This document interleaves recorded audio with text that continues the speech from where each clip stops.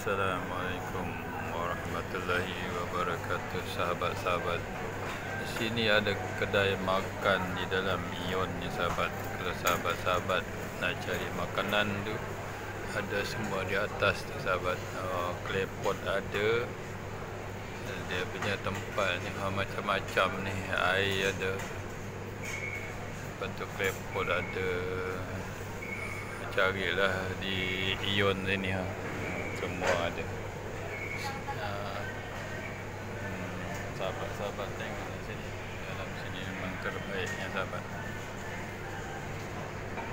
Sahabat rasa sendirilah saya nak cakap sedap ke tak sedap itu Allah. Sahabat cari sendirilah. Cuma saya nak tunjuklah menu-menu yang ada ni, special menu ada.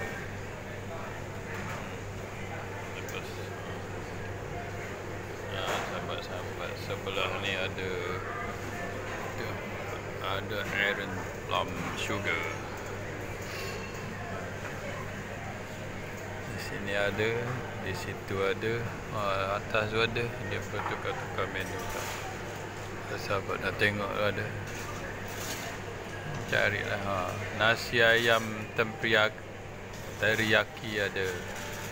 Indomie goreng ada. Nasi kari ayam ubi kentang. Klepot kopi ada. Nasi kari udang besar ubi kentang ada.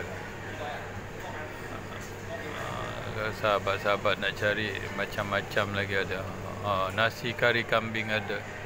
Mi kari ada. Semua ada.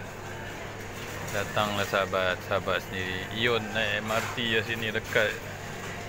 Bila sahabat nak datang cari bihun sup daging ada. Bihun sup daging ada. Mi bakso ada. Nasi chicken chop ada. Semuanya ada. Mi kari ada.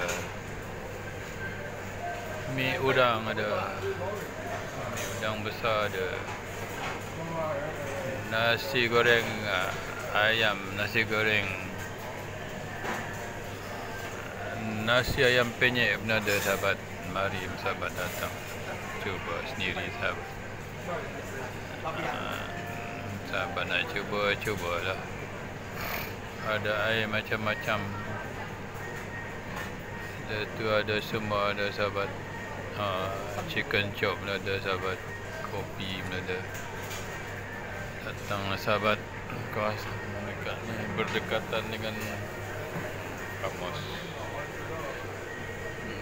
Masuk dari sana MRT, hujung sana MRT. Sini ada. Sahabat datanglah beramai-ramai.